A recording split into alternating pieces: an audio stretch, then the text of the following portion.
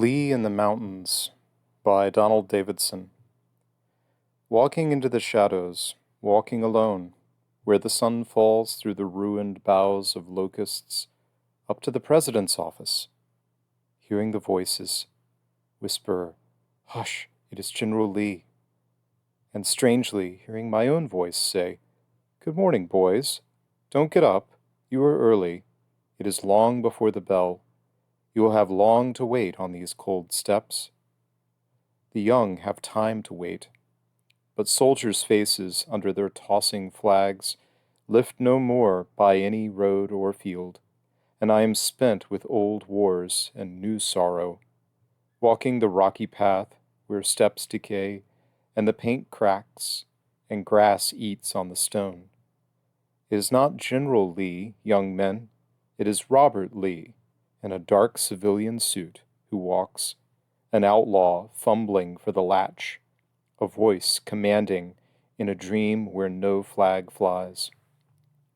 My father's house is taken, and his hearth left to the candle drippings, where the ashes whirl at a chimney breath on the cold stone. I can hardly remember my father's look. I cannot answer his voice as he calls farewell in the misty mounting where riders gather at gates. He was old then. I was a child. His hand held out for mine. Some daybreak snatched away, and he rode out a broken man. Now let his lone grave keep, surer than cypress roots, the vow I made beside him. God too late unseals to certain eyes the drift of time and the hopes of men and a sacred cause. The fortune of the Lees goes with the land, whose sons will keep it still. My mother told me much. She sat among the candles, fingering the memoirs, now so long unread, and as my pen moves on across the page, her voice comes back, a murmuring distillation of old Virginia times now faint and gone, the hurt of all that was and cannot be. Why did my father write? I know he saw history clutched as a wraith out of blowing mist, where tongues are loud and the glut of little souls laps at the too much blood and the burning house. He would have his say, but I shall not have mine. What I do is only a son's devour to a lost father. Let him only speak. The rest must pass to men who never knew but on a written page the strike of armies, and never heard the long Confederate cry charge through the muzzling smoke, or saw the bright eyes of the beardless boys go up to death. It is Robert Lee who writes with his father's hand. The rest must go unsaid, and the lips be locked. If all were told, as it cannot be told, if all the dread opinion of the heart now could speak, now, in the shame and torment, lashing the bound and trampled states, if a word were said, as it cannot be said, I see clear waters run in Virginia's valley, and in the house the weeping of young women rises no more. The waves of grain begin. The Shenandoah is golden with new grain. The Blue Ridge, crowned with a haze of light, thunders no more. The horse is at plow. The rifle returns to the chimney crotch and the hunter's hand.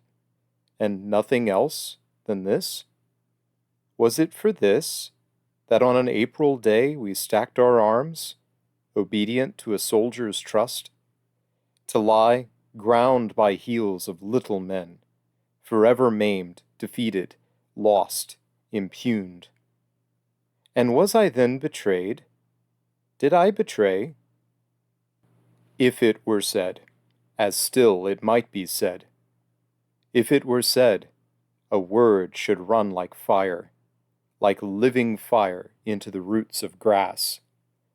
The sunken flag would kindle on wild hills, the brooding hearts would waken, and the dreams stir like a crippled phantom under the pines, and this torn earth would quicken into shouting, beneath the feet of ragged bands. The pen turns to a waiting page. The sword bows to the rust that cankers, and the silence. Among these boys, whose eyes lift up to mine, within gray walls where droning wasps repeat a hollow reveille, I still must face, day after day, the courier with his summons, once more to surrender, now to surrender all.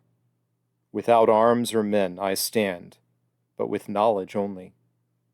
I face what long I saw, before others knew, when Pickett's men streamed back, and I heard the tangled cry of the wilderness wounded, bloody with doom. The mountains, once, I said, in the little room at Richmond, by the huddled fire, but still the president shook his head. The mountains wait, I said, in the long beat and rattle of siege at cratered Petersburg. Too late. We sought the mountains, and those people came. And Lee is in mountains now, beyond Appomattox, listening long for voices that never will speak. Again, hearing the hoofbeats come and go and fade without a stop, without a brown hand lifting the tent flap, or a bugle call at dawn, or ever on the long white road the flag of Jackson's quick brigades. I am alone, trapped, consenting, taken at last in mountains. It is not the bugle now, or the long roll beating. The simple stroke of a chapel bell forbids the hurtling dream, recalls the lonely mind. Young men, the God of your fathers is a just and merciful God, who in this blood once shed on your green altars measures out all days, and measures out the grace whereby alone we live. And in his might he waits, brooding within the certitude of time, to bring this lost forsaken valor, and the fierce faith undying, and the love quenchless, to flower among the hills to which we cleave, to fruit upon the mountains whither we flee, never forsaking, never denying, his children and his children's children forever, unto all generations of the faithful heart.